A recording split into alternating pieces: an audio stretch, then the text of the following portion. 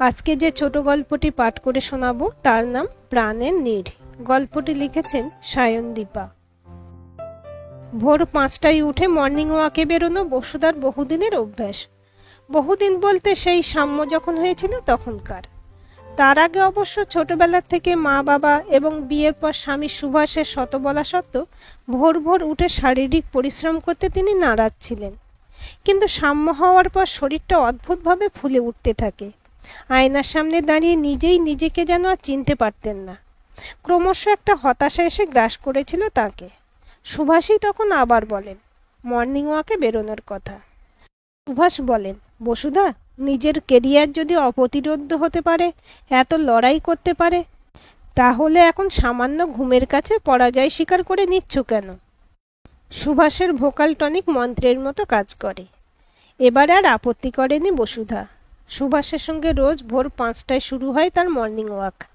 সেই শুরু, আজও চলছে এই অভ্যাস। আজকাল মর্নিং ওয়াকে বেরোলে সুভাষের কথা ভীষণ মনে পড়ে তার। মর্নিং ওয়াকের অভ্যাসটা রয়ে গেল, আজ প্রায় 7 বছর এই অভ্যাসের সঙ্গীটা হারিয়ে গিয়েছে। পরের দিন রিটায়ারমেন্ট ছিল মানুষটার। রাতে আচমকা বুকে ব্যথা ওঠে। কিছু ব্যবস্থা নেওয়ার আগেই সব শেষ। রোজ ভোরে মর্নিং ওয়াক সেরে ফিরে এসে নিজের বাগানে যান। শিউলি ফুল তুলে এনে রাখেন বসার ঘরে থাকা সুভাষের বড় ছবিটার সামনে। তারপর চা করে নিয়ে টিভির সামনে বসেন। খানিকক্ষণ গান শোনেন, পেপার এলে পেপার পড়েন। ব্রেকফাস্ট সেরে নিয়ে ঘরের টুকিটাকি কাজকর্ম সারেন। দুপুরের খাবার বানান। তারপর খাওয়া দাওয়া সেরে গল্পের বই পড়তে পড়তে বিকেল হয়ে যায়। বিকেলে বাগানে কিছুটা সময় কাটাতে না কাটাতে ছোট ছোট ছেলেমেয়েরা পড়তে চলে আসে তার কাছে। একসময় যারা তাকে দিদিমণি বলে সম্বোধন করত, আজকের সময়ের স্রোতে তাদের কাছে দিম্মা হয়ে উঠেছেন তিনি। কচি কাঁচাগুলোর সঙ্গে সময়টা ভারী আনন্দে কাটে তার। বাকি সারাটা দিন এই বাড়িটাই তার একমাত্র সঙ্গী। প্রথম জীবনে সুভাষের সঙ্গে গায়ে রক্ত জল করে এই বাড়িটা গড়ে তুলেছিলেন। নাম দিয়েছিলেন প্রাণের নীড়। আজও বাড়ির আনাচে কানাচে তিনি অনুভব করেন সুভাষ আর সাম্যের স্পর্শ। প্রতিটা মুহূর্তে তার মনে হয় এই বাড়িটারও প্রাণ আছে। আজকে মর্নিং ওয়াক সেরে ফেরার সময় বাড়ির কাছাকাছি এসে অবাক হলেন তিনি। দেখলেন দুজন লোক তার গেটের সামনে দাঁড়িয়ে। লোক দুটো এই সকালবেলা তো সানগ্লাস পরেছিল, তাই চেনা কেউ কিনা ঠিক ঠাউর করে উঠতে পারলেন না বসুধা। দ্রুত পা চালিয়ে তিনি বাড়ির কাছাকাছি চলে এলেন। তাকে আসতে দেখি লোক দুটোর একজন হাত জোর করে বলে উঠল, ভালো আছেন দিদিমণি? কে? ঠিক চিনতে পারলাম না তো। তাকে দিদিমণি বলে সম্বোধন করছে যখন, তখন তার ছাত্রদের কেউ হওয়া উচিত। কিন্তু লোকটাকে ঠিক চেনা চেনা ঠেকছে না বসুধা দেবীর। লোকটা এবার তার পায়ে ঢিপ করে একটা প্রণাম করল। চমকে উঠে দুপা পিছিয়ে গেলেন বসুধা। লোকটা মাথা তুলে বলল, দিদিমণি, আমি অনিমেষ, চিনতে পারছেন? অনিমেষ? ঠিক মনে করতে পারলেন না বসুধা। অনিমেষ বলে লোকটা আবার মনে করানোর চেষ্টা করল, আমার ভাইজি অনুমালা এখন আপনার কাছে পড়ে, ক্লাস 8। অনুমালা মানে অনিকেতের মেয়ে? চকিতে বসুধার মনে পড়ে যায় পুরনো কিছু স্মৃতি। মনে পড়ে যায় অনিমেষকেও। অনিকেত পড়াশোনায় আহামরি না হলেও ছেলেটা ভদ্রসভ্য ছিল, কিন্তু ওর দাদা অনিমেষ ছোটোর থেকেই একটু দুর্বিনীত ছিল। না, ওর কথাবার্তায় কোনো অসঙ্গতি বা খারাপ ব্যবহার কেউ পেত না, কিন্তু কাজকর্মে সে ছিল গুন্ডাদের মতো। মুখে মিষ্টি মিষ্টি কথা, কিন্তু কাজের বেলায় যত অসৎ কাজ ছিল তার বাঁ হাতের খেল। পরীক্ষার সময় টুকলি করতই, কয়েকবার ধরাও পড়েছিল। বকা দিয়ে গার্জেন কল করেও শুধরানো যায়নি। তবে অনিমেষ তার আসল খেলাটা খেলে মাধ্যমিকের টেস্ট পরীক্ষার সময়। হেড স্যারের ঘর থেকে প্রশ্নপত্র চুরি করে টাকার বিনিময়ে ফাঁস করে দেয়। ব্যাপারটা জানাজানি হলো, কে এই কাণ্ড করেছে তা বোঝা যাচ্ছিল না। তখন বসুধাই নিজের দায়িত্বে তদন্ত করে ছেলেটাকে ধরে ফেলে। স্কুল থেকে তাড়িয়ে দেওয়া হয় অনিমেষকে। মাধ্যমিক দিতে দেওয়া হয় না। তারপর থেকে বসুধা ওর খোঁজ জানতেন না। জানার চেষ্টা করলে অবশ্যই জানতে পারতেন, কিন্তু চেষ্টা করেননি, ইচ্ছে হয়নি তার। আজকে তাই অনিমেষকে দেখে তার চোয়াল দুটো শক্ত হয়ে গেল। তিনি গলাটা যথাসম্ভব কঠিন করে বললেন, তুমি এখানে? অনিমেষ মুখে একটা বিগলিত ভাব এনে বলল, এদিকে এসেছিলাম, তাই ভাবলাম দেখা করে যাই আপনার সঙ্গে। যতই হোক, আপনার জন্য আমার জীবনটাই পাল্টে গিয়েছিল। মুখটা আরও শক্ত হয়ে গেল বসুধার। অনিমেষ খুব সম্ভবত সেটা খেয়াল করেই বলল, মানে আপনি সেদিন যে চটটা মেরেছিলেন তাতে সাময়িক রাগ হলো, পরে আমার জ্ঞানচক্ষু খুলে যায়। আমি বুঝতে পারি আমি এতদিন কত অন্যায় করেছি, তারপর নিজেকে শুধরে নেওয়ার চেষ্টা করি। এর জন্য আপনার কাছে আমি কৃতজ্ঞ। অনিমেষের কথা শুনে বসুধার মুখটা এবার খানিকটা নরম হয়। তিনি বলেন, এখন কি করা হয় তাহলে?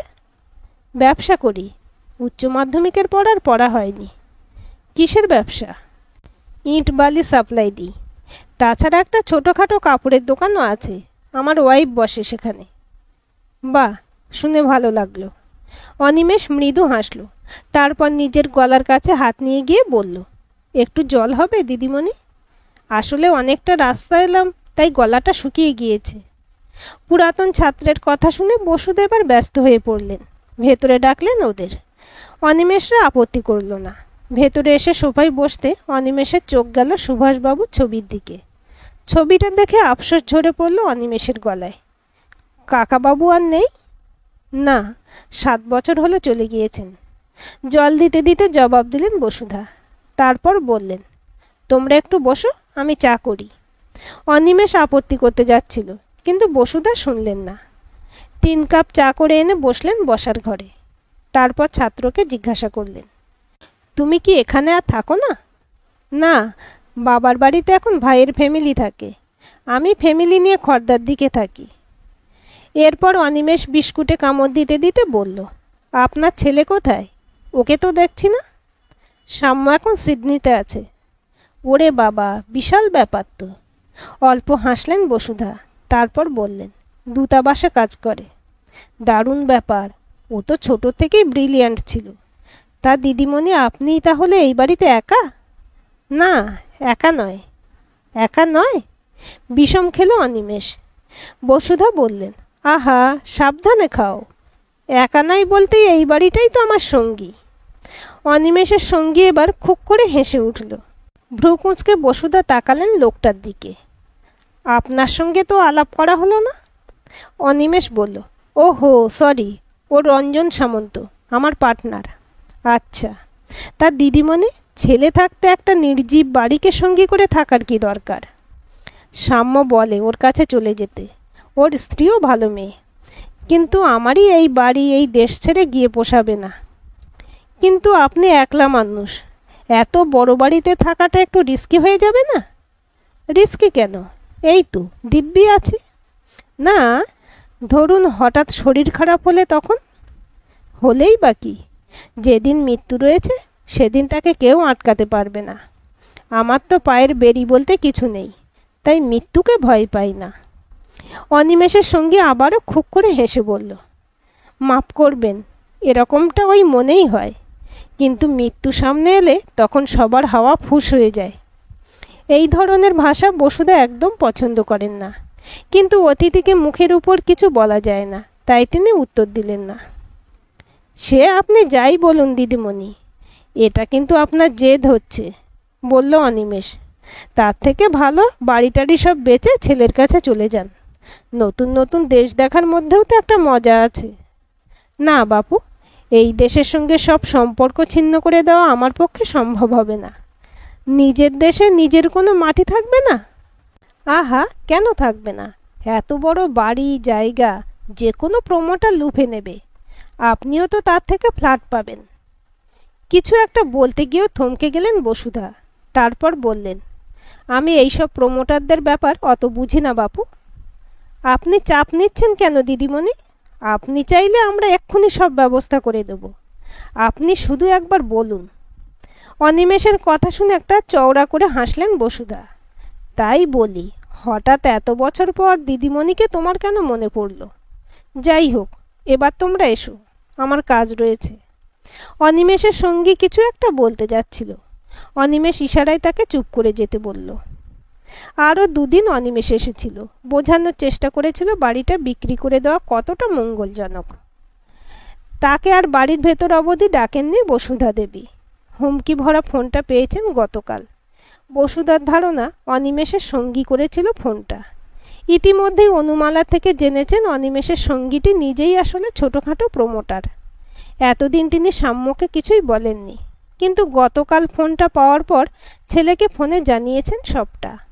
সাম্য ভয় পেয়ে গিয়েছে খুব। ছেলেটা বরাবরই মা অন্তঃপ্রাণ। সে বারবার করে বলেছিল বসুধাকে সিডনি চলে যেতে, তিনি জবাব দেননি। আজকে তাই সিদ্ধান্তটা নিয়েই ফেলেছেন তিনি। সুভাষের অ্যাডভোকেট জ্যোতির্ময় বসুর মেয়ে মেঘশ্রী এখন ল পাশ করে প্র্যাকটিস করছে কয়েক বছর। আজকে মেঘশ্রীকে ডেকেছেন উইলটা করেই ফেলবেন বলে, কিন্তু মেঘশ্রী আসার আগেই এলো অনিমেষ। বাইরের দরজাটা খোলা ছিল। অনিমেষ সটান ঘরে ঢুকে পড়ল। হতভম্ব বসুধা কিছু বলার আগেই অনিমেষ বলে উঠল, কেন শুধু শুধু জেদ করছেন দিদিমণি? এত বড় বাড়ি নিয়ে কি করছেন একলা? সে কৈফিয়ত তো আমি তোমাকে দেব না অনিমেষ। কৈফিয়ত চাইছি না, সাবধান করছি। আপনাকে রেসপেক্ট করি বলেই আজকে এলাম। সাবধান করছো মানে? মানে আপনার হয়তো মনে হচ্ছে আমি বা রজত এর পেছনে আছি, কিন্তু সত্যিটা হলো আপনার পেছনে আসলে অন্য লোক লেগেছে। শহরের অন্যতম ধনী ব্যবসায়ীর মেয়ের এই প্লটটা দারুণ পছন্দ হয়েছে।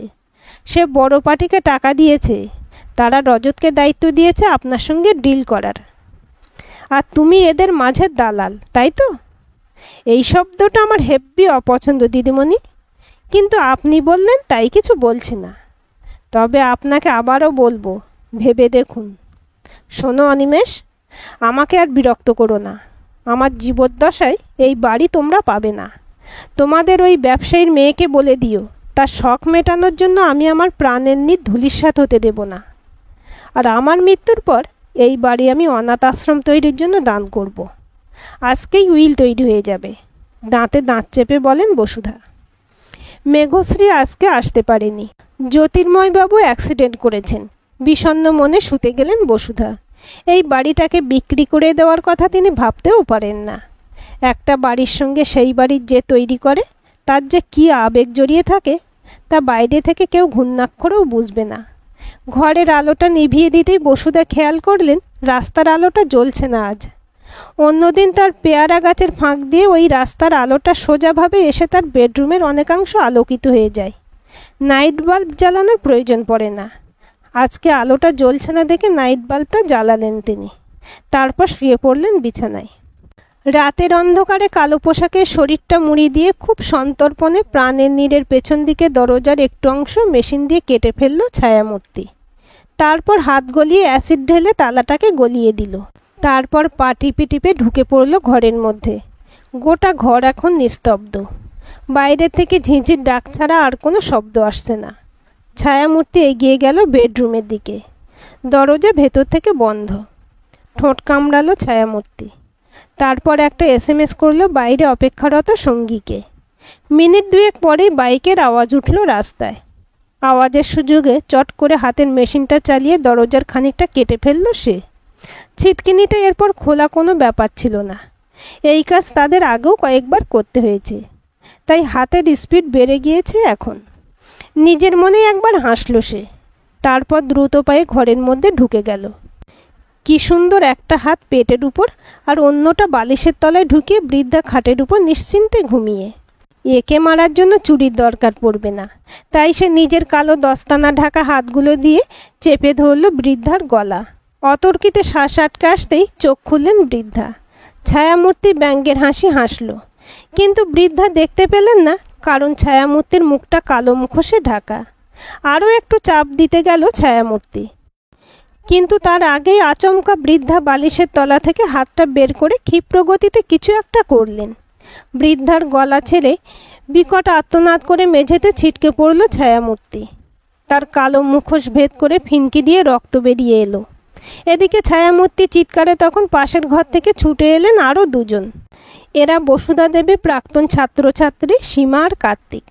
সীমা পুলিশকে ফোন করতে গেল আর কার্তিক এসে ছায়ামূর্তির মুখোশটা খুলে ফেলল। চমকে উঠলেন বসুধা দেবী। তার হাত থেকে ছুরিটা খসে পড়ল। অনিকেত, তুই? কোনো জবাব দিতে পারল না অনিকেত। তার বাঁ চোখ দিয়ে তখন গল গল করে রক্ত পড়ছে। গতকাল পুলিশ এসে ধরে নিয়ে গেছে অনিকেতকে। বাইরে থাকা অনিমেষ আগেই চম্পট দিয়েছিল। পুলিশ তাকে খুঁজছে। আজকে সীমা আর কার্তিকের উপস্থিতিতে উইলটা করেই ফেললেন বসুধা দেবী। মনটা যদিও খুবই ভারাক্রান্ত তার। এই চক্রান্তে অনিকেতের মতো ছেলেও যে সামিল থাকতে পারে তা তিনি একবারের জন্য ভাবেননি। তবে এরা দুই ভাই ভুলে গিয়েছিল বসুধা দেবী কোনোদিনও অন্যায়ের কাছে হার মানেননি, আর ভয়ও পাননি।